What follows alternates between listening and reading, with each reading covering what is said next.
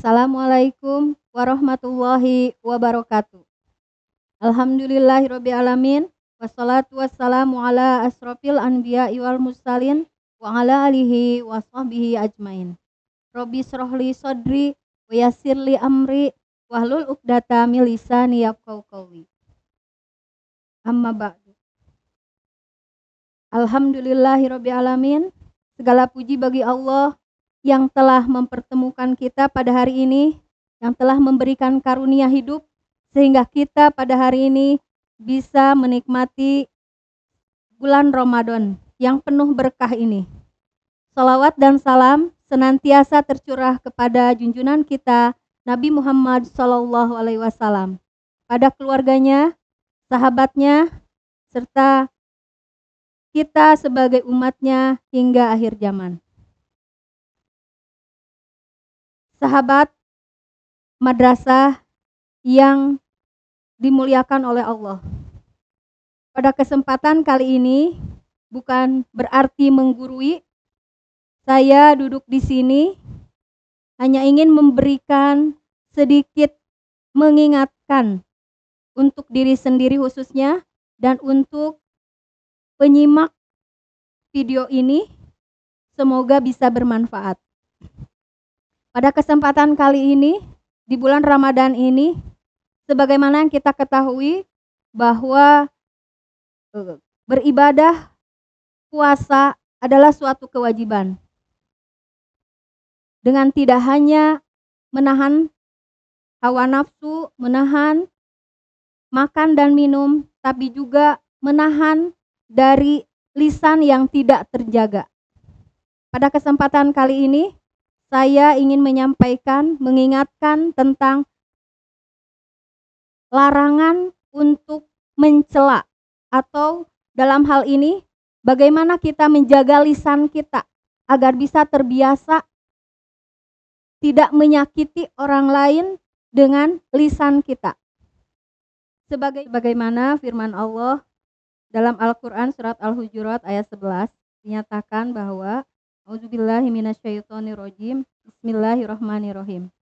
Ya ayyuhallazina amanu la yaskhar qaumun min qaumin asa ayyakunu khairum minhum wala nisa'um min nisa'in asa ayyakunu khairum minhunna wala talmizu anfusakum wala tanabazu bil alqab bi'sal ismul fusuqu ba'dal imani wa malam yatu faulaika humuz zalimun. Yang artinya, wahai orang-orang yang beriman, janganlah suatu kaum memperolok kaum yang lain, karena boleh jadi kaum yang diperolok lebih baik daripada kaum yang memperolok. Begitupun dengan wanita-wanita, janganlah memperolok-olok wanita yang lain, karena boleh jadi wanita-wanita yang diperolok lebih baik daripada wanita yang memperolok.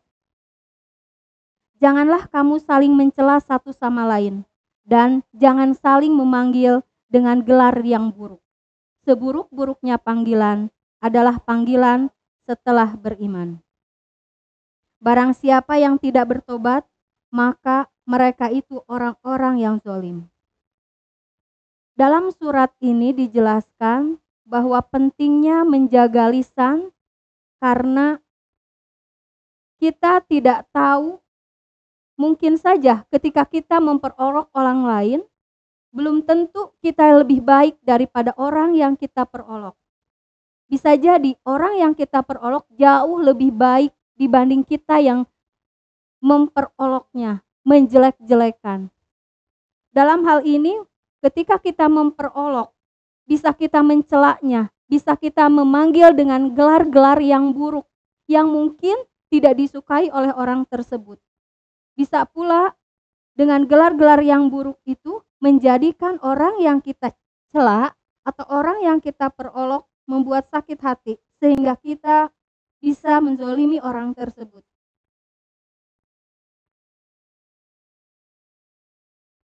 Hadirin, pada kesempatan kali ini bukan berarti saya lebih baik daripada semua, tapi di sini sama-sama saling mengingatkan kebiasaan buruk dari tidak menjaga lisan, khususnya dengan memperolok orang lain tanpa kita sadari. Seharusnya kita saling mengingatkan satu dengan yang lainnya. Apalagi di sekolah, tentu bukan hanya sekedar siswa yang biasa mengolok-olok. Bisa jadi kita juga sebagai guru atau misalkan karyawan yang sudah lebih dewasa dari siswa, bisa jadi memperolok teman-teman kita. Bisa jadi teman tersebut sakit hati dengan apa yang kita ucapkan, dengan lidah kita yang tidak terbiasa terjaga. Di bulan yang penuh berkah ini, kita sama-sama belajar menahan lisan kita agar tidak sering, tidak selalu menyakiti perasaan orang lain dengan lidah kita yang tidak terjaga ini. Dalam surat ini sangat jelas sekali bahwa kita yang sering memperolok belum tentu lebih baik. Tapi kita bisa bertanya kepada diri kita sendiri, apakah kita lebih baik dari orang yang kita olok-olok? Bisa jadi kita jauh lebih buruk. Biasanya ketika kita memperolok orang lain, ada perasaan kita lebih baik dari orang tersebut. Apakah memang seperti itu? Bisa ditanyakan ke dalam hati masing-masing. Bisa jadi perbuatan memperolok orang lain tersebut adalah sifat angkuh, sifat sombong yang tertanam di dalam hati kita, sehingga mengotori kepribadian kita, sehingga menjadi terbiasa memperolok orang lain sehingga menyakiti perasaan mereka. Padahal sudah jelas Allah sangat melarang kalau kita bersikap sombong. Belum tentu apa yang kita ucapkan, apa yang kita lakukan bisa lebih baik dari orang yang sering kita perolok. Mungkin saja mereka lebih mulia di mata Allah dibanding kita yang sudah merasa lebih baik. Semoga Allah menjaga lisan kita dari mencela, dari memperolok, dari menghina, mengejek, memanggil dengan gelar yang buruk, yang mungkin bisa menyakiti perasaan orang lain tanpa kita sadari. Allah sudah menjelaskan bahwa sesungguhnya yang mulia di mata Allah itu hanya orang yang bertakwa, bukan yang merasa lebih baik. Tidak. Kita di sini sama-sama belajar, sama-sama membiasakan diri dengan tidak banyak mencela orang lain. Karena harus kita sadari bahwa kita juga makhluk lemah. Kita juga makhluk yang memiliki kelemahan. Bukan hanya kita yang memiliki kelebihan, orang lain pun sama. Bisa jadi ketika kita memperolok orang lain tersebut, kita merasa lebih baik.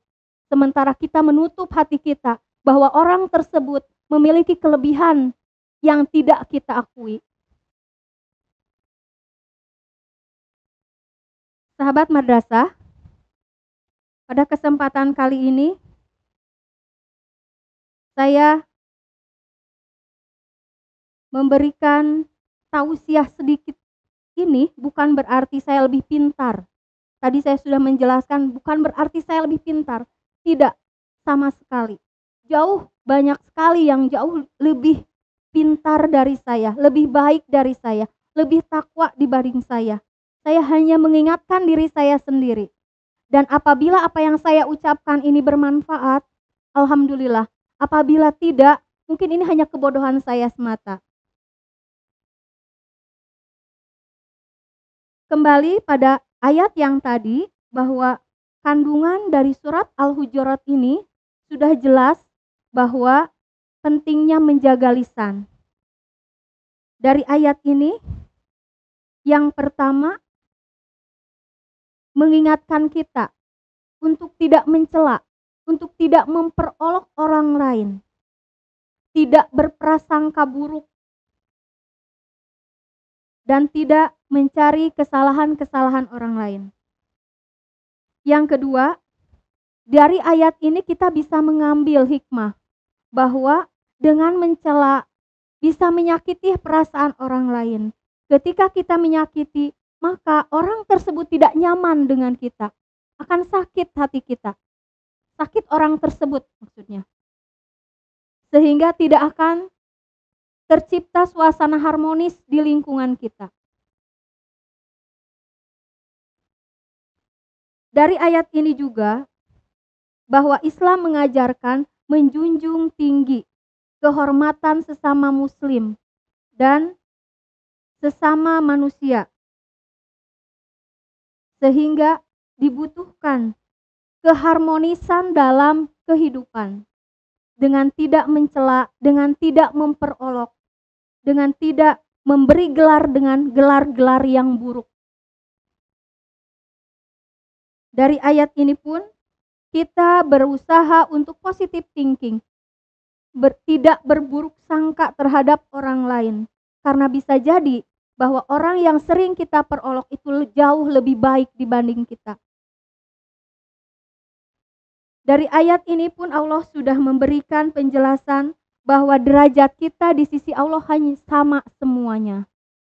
Tidak ada yang lebih baik, kecuali yang memang lebih mulia di mata Allah, yaitu orang yang bertakwa.